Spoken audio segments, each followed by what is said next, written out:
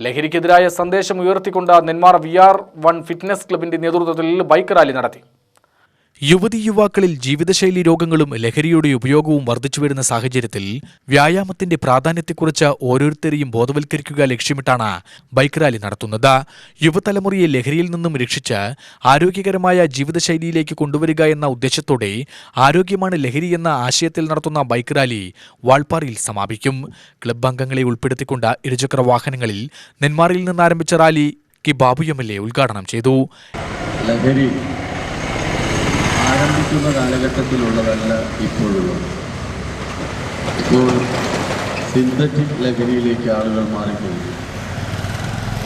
തുടക്കത്തിൽ ഒരു തമാശയ്ക്ക് വേണ്ടിയോ കൂട്ടുകാർക്കൊപ്പം ഒരു കമ്പനിക്ക് വേണ്ടിയോ ആരംഭിക്കുന്ന മദ്യമാവട്ടെ, മറ്റു ലഹരി പദാർത്ഥങ്ങളാവട്ടെ, പിന്നീട് അവനെയും അവൻ്റെ കുടുംബത്തെയും ഈ സമൂഹത്തെയും നശിപ്പിച്ചുകൊണ്ടിരിക്കുകയാണ്.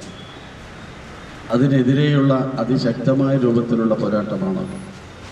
പ്രത്യേകിച്ച് സാമൂഹ്യ മനസാക്ഷിയെ മുഴുവൻ ഉണർത്തിവിട്ട് ഈ സമൂഹത്തിലെ എല്ലാ വിഭാഗം ജനങ്ങളെയും ഒന്നിച്ചണിനിരത്തിക്കൊണ്ട് ഈ കേരളത്തിലെ ഗവൺമെൻറ് ആവട്ടെ, മറ്റു രാജ്യങ്ങളിലുള്ള ഗവൺമെൻറ്റുകളാവട്ടെ,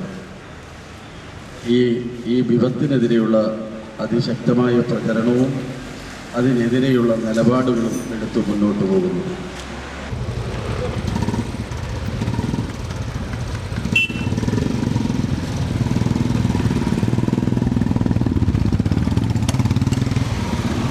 എക്സൈസ് ഉദ്യോഗസ്ഥൻ C. ശിവകുമാർ മുഖ്യാതിഥിയായി.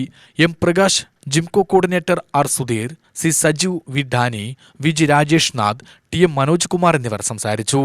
UTV news, Palakkad.